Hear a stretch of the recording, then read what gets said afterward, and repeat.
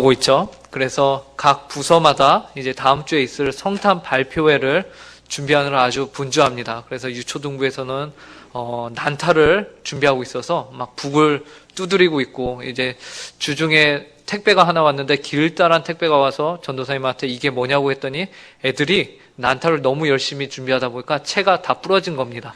그래서 채를 통째로 다시 한번 구입하고, 그렇게 했다고 합니다. 저희 중고등부에서도요, 아이들이 댄스를 준비하고 있습니다. 그래서 정말로 그 나이에 애들이 댄스하기가 쉽지 않거든요. 그래서 정말로 기대가 됩니다. 어떠한 이제 공연이 나올지 기대가 됩니다. 이처럼 연말이 되고 크리스마스가 되면 다들 즐겁습니다. 다들 행복하죠. 교회를 다니건 다니지 않건 사람들은 상관없이 크리스마스가 되면 모두 행복하고 즐거운 것을 바라고 있습니다. 최근에 크리스마스에 행복해지는 것과 관련된 재미난 연구 조사 결과를 하나 보았습니다. 저희 교회도 요 앞에 보면은 이제 크리스마스 트리가 있고, 이제 1층 로비에 봐도 여러 가지 이제 크리스마스 장식들이 되어 있죠. 각 부서마다 이제 크리스마스 장식들을 했습니다. 그런데요, 한 연구 조사 결과에 따르면은, 크리스마스 트리를 꾸미고 이제 시간과 노력을 투자한 사람일수록 그 해의 크리스마스를 더 행복하게 보낼 수 있다라는 연구 결과가 나왔습니다. 미국의 심리학자이자 작가인 에이미 모린이라는 사람이요, 미국의 이제 ABC 뉴스의 정보 공유 채널인 굿 아메리카에 공유한 내용인데요. 이 연구 조사에 따르면은 그 이유를 세 가지로 나누고 있습니다. 첫째는 크리스마스 장식을 보면 과거의 추억들이 새록새록 생각이 나면서 행복해진다고 합니다. 크리스마스 장식을 하면서 이전에 있었던 크리스마스에 내가 누구를 만나고 했던 그러한 기억들이 하나씩 기억이 나기 때문에 마음과 정서가 따뜻해지면서 이제 행복한 크리스마스를 보내게 된다라고 해요. 그래서 추억을 불러일으키는 효과 때문에 크리스마스를 장식을 하는 사람이 더 행복한 크리스마스를 보낼 수 있다라고 해요. 두 번째는 나눔과 이타주의예요.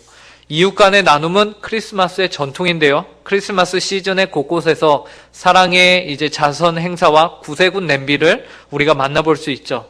바로 이와 같은 이유 때문입니다. 그래서 자선을 베푸는 것은 단지 다른 사람을 돕는 의미를 넘어서 베푸는 자기 자신의 마음을 더 풍족하게 만드는 그런 효과도 있죠. 그래서 나눔은 결국 자신이 더욱 행복해지기 위한 방편이다라고도 하잖아요. 그래서 더 행복한 성탄을 보내는 방법으로 나눔과 이제 이타주의적인 행동을 하라라고 말합니다. 이 크리스마스에 크리스마스 트리를 이렇게 세우고 하는 일이 바로 이처럼 이타적인 행동이다라는 것이죠. 마지막 세 번째는 이웃과의 친목 도모입니다. 전문가들은요, 크리스마스 트리를 설치하고 그것을 보면서 집 밖에 이렇게 크리스마스 분위기를 꾸미는 가정들은요, 이웃으로 하여금 더 환영하는 분위기를 만든다고 해요. 그래서 집 밖에 설치가 된 데코레이션은 서로에게 더 긍정적인 이제 대화로 이어지게끔 분위기를 만드는 매개체가 된다라는 거죠. 이로 인해 공동체로서의 유대감과 행복감을 느끼게 하는 것이 바로 이 크리스마스 트리다라고 해요. 이러한 결과는 2017년도에도요, 영국에서 미디어 회사인 유니라드라는 회사에서 이제 동일한 결론을 내린 적이 있습니다. 이처럼 많은 사람들이요, 크리스마스에는 행복을 찾기를 바라고, 그리고 행복을 찾기 위해서 장식을 하고, 이를 통해서 더욱 다른 사람들까지 기분이 좋게 하는 방법과 일을 찾고 있습니다. 과거의 추억, 그리고 나눔, 기부, 그리고 이웃과의 친목, 도모, 바로 이러한 방법들을 찾고 있죠. 그리고 이러한 연구 결과 발표와 현상은 크리스마스 하면 종교를 떠나서 예수를 믿던지 예수를 믿지 않던지 모두 크리스마스 하면은 행복해지기를 바란다라는 것입니다.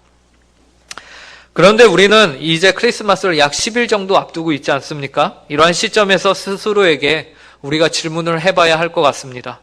여러분은 무엇 때문에 크리스마스를 즐거운 크리스마스로 보내십니까?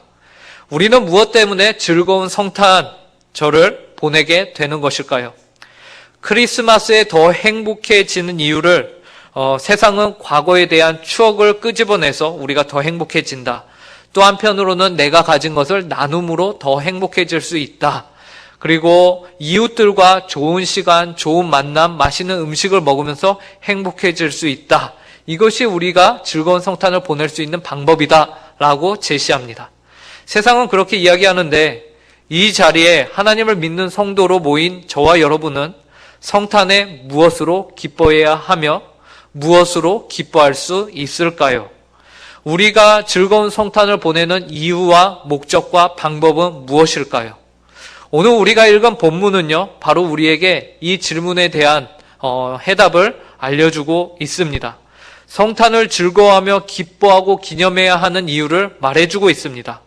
바라기는 오늘 본문을 통해서 하나님이 우리에게 요구하시는 성탄절의 의미를 깊이 다시 한번 가슴에 새기고 이제 다가오는 성탄절을 준비하는 모든 성도님들이 되시길 간절히 바랍니다. 우선 정답을 말하면요, 성탄절에 우리가 즐거워해야 하는 이유, 그리고 목적, 방법은요, 하나님이 우리와 함께 하시기 때문에 우리는 즐거운 겁니다. 믿으십니까? 하나님이 우리와 함께 하십니다. 오늘 본문 마태복음 1장 23절에서 다시 한번 우리가 이 내용을 확인해 보도록 하겠습니다. 보라, 함께 읽겠습니다. 시작. 보라, 처녀가 잉태하여 아들을 낳을 것이요 그의 이름은 임마누엘이라 하리라 하셨으니 이를 번역한즉 하나님이 우리와 함께 계시다 함이라. 오늘 본문을 보시면요, 천사가 요셉에게 와서는 처녀가 잉태하여 아들을 낳을 것이다 라고 말하죠. 천사가 이처럼 말하는 이유는요, 오늘 본문 바로 앞에 내용에서 요셉과 마리아가 약혼을 한 관계인데 아직 결혼은 안 했어요. 그렇기 때문에 두 사람이 서로 잠자리를 함께하는 부부관계를 맺지 않았습니다. 그런데 마리아가 덜컥 임신이 된 거죠. 그래서 성경을 보니 남편 요셉은 의로운 사람이라, 의로운 사람이니까 어떻게 하겠습니까? 이것은 옳지 않다. 이러한 불의는 내가 끊어야겠다. 하지만 상대를 배려해서 가만히 조용히 끊고자 하더라 라는 것이죠. 그러니까 이 상황에서 마리아가 임신을 하게 된 것은 그녀가 어떠한 남자를 만나거나 잘못한 행위가 아니라 누구에 의한 임신이었습니까? 성령에 의한, 하나님에 의한 임신이었거든요. 그래서 급하게 천사가 요셉에게 찾아와서 나타나서는 그에게 마리아 데려오기를 두려워하지 마라, 걱정하지 말아라 라고 말합니다. 그러면서 오늘 본문의 말씀을 하는 거죠. 보라, 처녀가 잉태하여 아들을 낳을 것이다 라고요. 그러면서 낳게 될 아이의 이름을 알려주는데요, 23절 오늘 본문을 보니까 그 아이의 이름을 뭐라고 지으라고 하냐면 임마누엘이라고 지으라고 합니다. 임마누엘의 뜻이 무엇입니까? 이를 번역한즉 하나님이 우리와 함께 계심이라 함이라 라고 성경이 말하고 있습니다. 그렇습니다. 우리는 크리스마스에 기뻐해야 하는 이유가 다른 것이 아니라 바로 이 때문이죠. 하나님이 우리와 함께 계심이기 때문입니다. 하나님이 우리와 함께 계시기 때문에 우리가 기뻐하게 되는 겁니다. 이처럼 크리스마스는요, 하나님이 우리와 함께 계신다는 사실을 기뻐해야 하는 거예요. 우리가 세상에서 크리스마스에 장식을 해서 더 기쁜 크리스마스를 보낼 수 있는 것이 아닙니다. 물론 그것이 하나의 이유가 될 수는 있겠죠. 그러나 궁극적인 크리스마스의 이유는 되어서는 안 된다라는 것이죠. 과거의 추억으로 기뻐하고 불우한 이웃을 도움으로 기뻐하고 이웃과 나눔을 통해서 교제를 통해서 기뻐하는 것이 아니라 이것들을 전부 부인하는 것은 아니지만 그것보다 우선순위에 있어야 하는 기쁨이 있다라는 것이요. 그 기쁨이 무엇입니까? 우리의 최고의 기쁨이 무엇이어야 합니까? 하나님이 우리와 함께 계시는 것이 우리의 최고의 기쁨이 되어야 한다라는 것이에요. 그래서 천사는 요셉에게 아이의 이름을 임마누엘이라 지으라 라고 얘기해요. 그런데 오늘 본문 위로 두 구절만 올라가시면요, 이제 우리가 23절을 읽었는데 21절을 읽으시면요, 보시면요, 다음과 같이 말합니다. 함께 읽겠습니다. 시작. 아들을 낳으리니 이름을 예수라 하라. 이는 그가 자기 백성을 그들의 죄에서 구원할 자이심이라 하니라. 아니 21절에서는 아기 이름을 뭐라고 하라고 하죠? 예수라 하라 라고 해요. 그럼 예수의 이름의 뜻은 무엇입니까? 그가 자기 백성을 그들의 죄에서 구원할 자이심이라. 한마디로 구원자다라는 것이죠. 구원자라는 의미가 바로 예수의 의미예요. 그런데 그 뒤에 오늘 우리가 읽은 본문에서 두 절만 뒤로 가니까 또 천사가 말을 바꿔서 아기가 태어날 건데 그 아기의 이름을 임마누엘이라 하라라고 하죠. 그럼 도대체 뭡니까? 예수라고 해야 됩니까? 임마누엘이라고 해야 됩니까? 왜 천사는 이렇게 바로 말을 바꿔서 요셉으로 하여금 마리아로 하여금 헷갈리게 하는 것일까요? 그 이유가 무엇일까요? 예. 우리는 임마누엘이라고 불러야 합니까? 예수님이라고 불러야 합니까? 예. 우리에게 물어봐도 참 어려운 질문일 것입니다. 이 질문에 대한 대답은요, 둘 다 맞습니다. 예, 무슨 말이냐면요, 천사가요, 한 번에 두 가지의 이름을 주었지만 이 두 가지의 이름이 서로 상반되거나 대치되는 이름이 아닙니다. 이 이름은요, 두 가지가 예수나 임마누엘이나 두 가지 모두 동일한 의미를 내포하고 있습니다. 어떻게 예수와 임마누엘이 같을 수 있습니까? 그것은 예수의 이름의 뜻이 구원자였습니다. 그리고 임마누엘은 하나님이 우리와 함께 계시다였습니다. 즉 구원자는 성자가 인류를 다스릴 왕으로 구원할 힘을 가지고 이 땅 가운데 오셔서 우리와 함께 하심으로 이제 그 구원을 이루신다라는 것입니다. 그렇기 때문에 예수나 임마누엘이나 동일하게 구원자이신데 예수는 그 구원자가 누구이신가를 말씀하시는 것이고 임마누엘은 그 구원을 어떻게 이루실 것인지를 우리에게 알려주시는 것이에요. 그러면 하나님이 예수를 통해서 구원을 이루시는데 그 구원을 어떻게 이루신다는 것입니까? 임마누엘의 방식으로 이루시겠다라는 것이에요. 그렇기 때문에 예수라 하라, 그리고 임마누엘이라 하라 라고 말씀하시는 것입니다. 다시 말해서 성자가 구원자로 오시는데 어떻게 구원을 이루시냐면요, 그의 백성들과 함께 하심으로 구원을 이루시겠다라는 것이죠. 우리는 예수님의 탄생을 너무도 당연한 것으로 여기는 경향이 있는 것 같습니다. 이 자리에 계신 분들은 성탄절 설교를 얼마나 많이 들어보셨겠습니까? 그리고 아기 예수가 나심을 너무나도 당연히 동정녀 마리아의 몸에서 나지라고 우리는 쉽게 받아들입니다. 믿음이 좋아서 그렇습니다. 예, 믿음이 좋아서. 성도들, 하지만 처녀가 애를 낳았다라는 사실을 이 세상에서 들어본 적이 있으신가요? 아마 아무도 없을 것입니다. 그렇다면 상식적으로 말이 안 되는 이야기죠. 말이 안 되는 이야기예요. 그런데 이 일을 성경이 기록하면서 아무런 토도 달지 않고 있으며 우리도 토를 달지 않습니다. 자연스럽게 그래, 처녀가 잉태하여 아들을 낳지, 당연하지, 그 아이가 구원자고 예수지, 이렇게 그냥 생각하고 끝나버리는 것이에요. 그런데요, 사실 이것은 기적입니다. 예, 기적이에요. 예수님이 이 세상 가운데 태어나심은 그 자체로 기적입니다. 말이 안 되는 일이 벌어진 것이에요. 예수님이 처녀의 몸으로 태어나셨다는 것은요, 이 세상에서 기적적으로 오셨다는 것을 의미하죠. 그렇다면 왜 이렇게까지 기적적으로 예수가 이 땅에 오셔야 했던 것인가? 왜 억지로 처녀가 애를 낳아야만 했던 것일까? 왜 그랬을까요? 왜 아버지 요셉과 마리아 사이에서 일반적인 사람들이 아기를 갖는 것과 같은 방식이 아닌 정상적인 부부관계에서 태어나면 안 됐던 것일까요? 왜 그런 방법을 취하면 안 됐던 것일까요? 예, 안 됐습니다. 예, 그러한 방법으로 예수님이 태어나시면 안 되셨던 것이에요. 왜 그렇습니까? 예, 우리를 구원하셔야 하잖아요.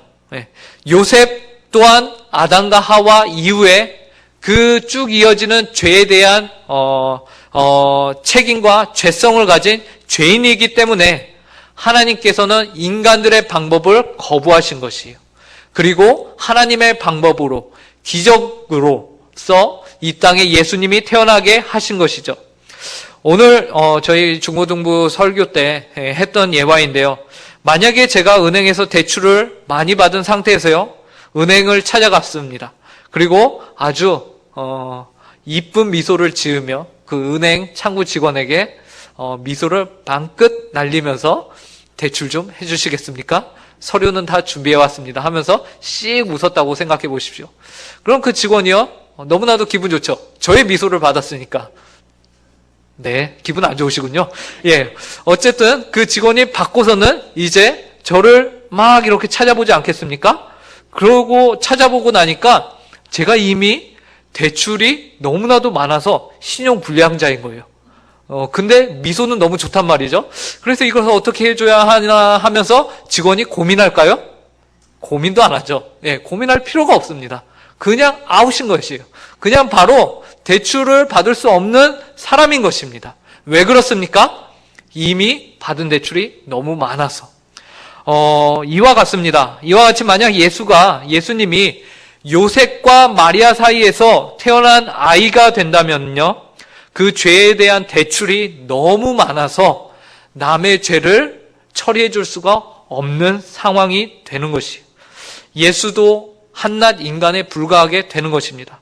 그런데 예수님은요, 인간 요셉이 아닌 죄가 전혀 없으신 성령님에 의하여서 잉태되고 태어나신 것이에요.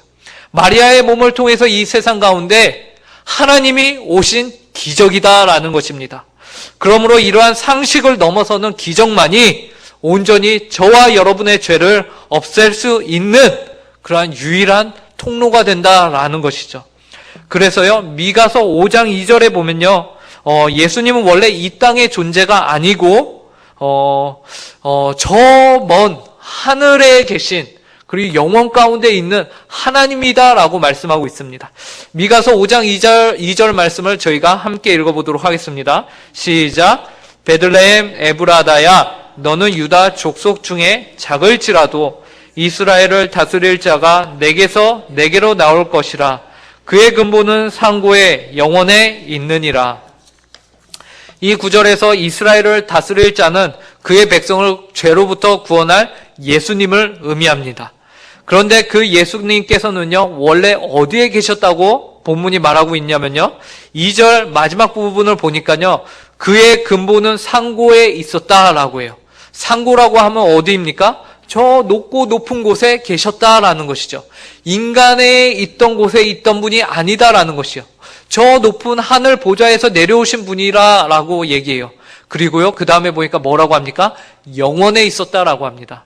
온 세상이 태초가 시작되기 이전부터 계셨던 분이다라는 것이에요. 그러니까 누구밖에 없으니까? 하나님밖에 안 계신 거예요. 그 하나님이 인간으로 이 땅 가운데 오셨고 베들레헴에서 나셨다라는 것입니다. 지극히 높고 높은 곳, 하나님의 보좌를 말하는 그곳에서 영원전부터 계신 분이 창세기 1장 1절에 태초에 천지가 만들어지기 이전에 계셨던 그 분이 이제 이 땅 가운데 내려오셨다. 왜요? 임마누엘 하나님으로 우리와 함께 하시기 위해 오셨다라는 것이죠. 이처럼 인간이 아니신 하나님이신 성자가 우리를 구원하기 위해 예수로 임마누엘의 방식으로 오시기 위해서 처녀의 몸에서 잉태가 되어 나셨다라는 이 귀한 사실을 성경이 오늘 우리에게 증거하고 계신 겁니다. 예수님은 이 자리에 계신 성도님들을 사랑하시고 성도님들의 죄의 문제를 해결하시기 위해서 기적적으로 이 땅에 오신 분이십니다. 우리는 이 사실을 기뻐해야 할 줄로 압니다. 다시 한번 정리합니다. 성자 하나님이 아기로 이 땅에 오셨을 때에 예수라는 이름으로 오셨습니다. 그리고 그 예수가 어떻게 인류를 다스리고 구원하십니까? 임마누엘의 방식으로 우리와 함께 계심으로 구원하신다라는 겁니다. 그 함께 계심은 정말로 기적적인 방식으로 처녀의 몸으로 태어나셨습니다. 그런데 예수님이 우리와 함께 계신다는 임마누엘의 사실은요, 단순히 여기에서 그치지 않습니다. 여러분, 예수님이 우리와 함께 하신다는 사실은요, 그 자체로 기적에 가깝고 기적인데요. 왜 그러냐면요, 예수님은 그분이 친히 우리와 함께 하실 필요가 없는 분이셨습니다. 하나님이요, 뭐 하나 부족하거나 우리의 어떠한 필요를 요구하시기 위해서 이 땅에 오신 분이 아니다라는 것이죠. 하나님은 우리가 없어도요, 뭐 하나 부족한 분이 아니시잖아요. 하나님은 뭐 하나 아쉬울 것이 없으신 분이 바로 하나님이십니다. 그러한 하나님께서 우리와 함께 하신다는 것은 그분의 입장에서는 불필요한 일을, 어떻게 보면은 이러한 불편함을 감행하신다는 것을 의미합니다. 그런데 성경을 보니까요, 그냥 불필요한 일을 하는 정도가 아니라 오히려 온 우주 만물에 가장 고귀하신 하나님께서 그 불필요한 일을 넘어서서 피해만을 보면서 이 땅 가운데 오시더라라는 것입니다. 그분의 신분과 그분의 높고 위대하심이 정말 이 땅에서 그 무엇과도 비교할 수 없는데 그 모든 것을 내려놓으시고 포기하시고 이 땅 가운데 죄인들 가운데 비참한 가운데로 주님이 내려오셨다라는 것입니다. 왜요? 우리와 함께 거하시기 위해서 오셨다는 것입니다. 우선 하나님께서는요, 모든 것에 제약이 없으신 분이시죠. 한 분 하나님의 신분에서는요, 모든 것에 제약이 없으세요. 그래서 공간도 시간도 뭐 하나 불편함이 없는 분이신데 이 모든 것에 불편함을 입는 인간의 육체를 입고 이 땅 가운데 내려오셨어요. 그리고는 우리들 가운데 거하시는데 아기 예수가 생명의 위협을 느끼는 그 상태로 오셨다라는 거죠. 이 땅에서 죽을 필요가 없는 분이 정말 부모의 도움이 없이는 죽을 수밖에 없는 연약한 아기의 몸으로 오셨다라는 것이죠. 그리고 아기 예수가 이 땅에 내려오셔서 가장 처음 자리를 잡은 곳이 어디입니까? 말 구유에 눕게 되죠. 천지 만물을 지으시고 극히 존귀와 영광을 받으셔야 하는 그분이 동물들이 먹는 그 먹이통에 누임을 받으셨고 그 냄새가 나는 사람을 위해서 있는 장소가 아닌 동물을 위해서 소나 돼지나 말을 위해서 있는 그 장소에서 나음을 받으셨죠. 지저분한 곳에서 태어나시고 아기가 자리를 눕게 되셨다라는 것입니다.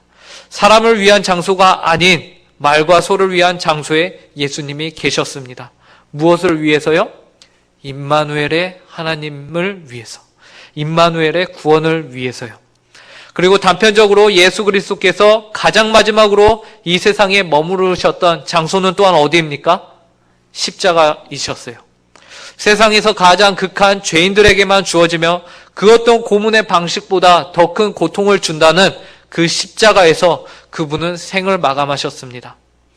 이것 또한 예수님께서 죄인들 가운데서 모든 인류의 죄를 감당하시며 우리와 함께 하신 결과인 것이죠. 그렇기 때문에 우리는 예수 그리스도의 인생을요, 말 구유에서 시작해서 십자가에서 마감한 인생으로 볼 수 있는 것입니다.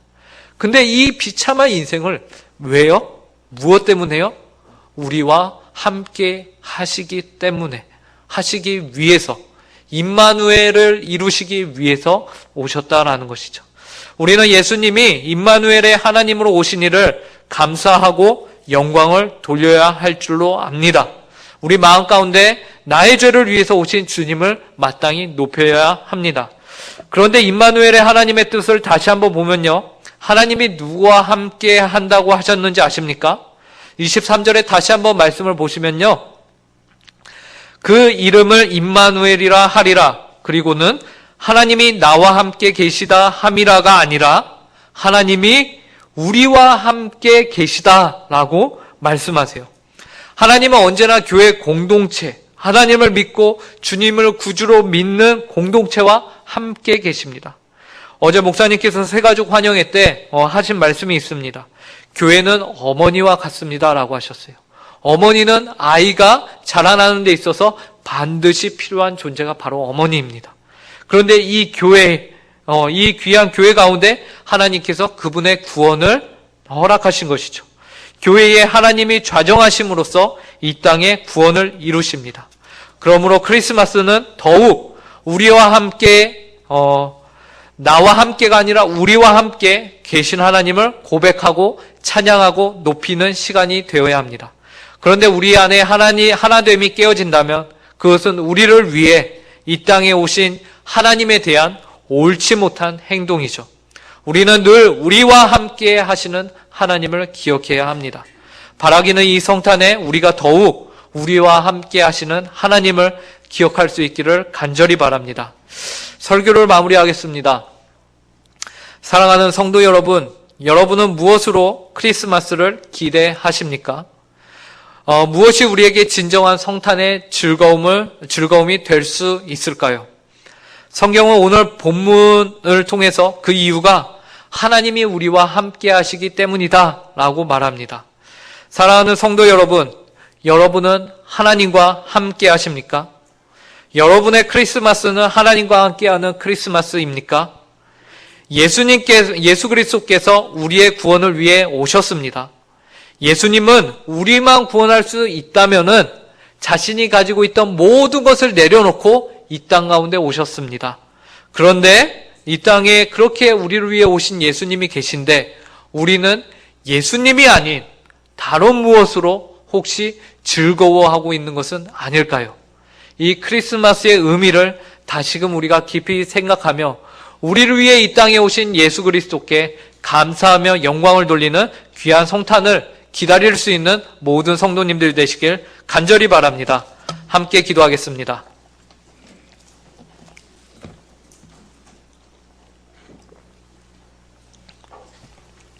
우리를 위해, 우리와 함께 하시기 위해 이 땅에 오신 예수님 참으로 감사합니다. 그리고 그 예수 그리스도를 통하여서 귀한 구원의 역사를 이루어 가신 하나님 참으로 감사합니다. 그리고 그 구원의 역사가 오늘 이 자리에 있는 성도 한 명 한 명의 마음 가운데 그 심령 가운데 심겨지게 하시고 예수님을 믿어지게 하시고 예수님을 나의 구주라고 그리고 늘 하나님이 우리와 함께 하시기를 간절히 바라는 마음을 허락하신 주님 감사합니다. 이 역사하신 가운데서 성령님의 역사하심 가운데서 저희가 하나님 아버지께 감사하며 성탄을 기대하며 기다릴 수 있게 하여 주시옵소서. 세상은 하나님 아버지 성탄의 참 의미를 모르고 자기들끼리 하나님 아버지 자기들만의 만족을 추구하면서 이 시간을 기다리고 보냅니다. 그러나 이 자리에 있는 저희 성도들은 하나님께서 예수 그리스도를 저희의 죄의 문제를 해결하기 위해 보내셨다는 것과 하나님께서 저희와 함께 하시기 위해서 예수님을 이 땅에 보내셨다는 사실을 마음에 늘 새기며 이제 다가오는 성탄을 준비하는 저희 모든 성도들 되게 하여 주시옵소서. 귀한 시간 허락하신 주님께 감사하며 이 모든 말씀 예수님의 이름으로 기도드립니다.